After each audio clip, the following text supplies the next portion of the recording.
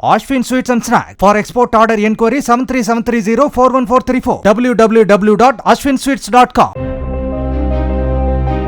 தூத்துக்குடி மாவட்டம் குலசேகரப்பட்டினத்தில் விண்கலம் தயாரிக்கவும் அதனை ஏவவும் நிறைய வாய்ப்புகள் உள்ளதாக இஸ்ரோ முன்னாள் விஞ்ஞானி மயில்சாமி அண்ணாதுரை தெரிவித்துள்ளார். மதுரை பெருங்குடியில் தனியார் கல்லூரி பட்டமளிப்பு விழாவில் பங்கேற்ற அவர் இதனை கூறினார்.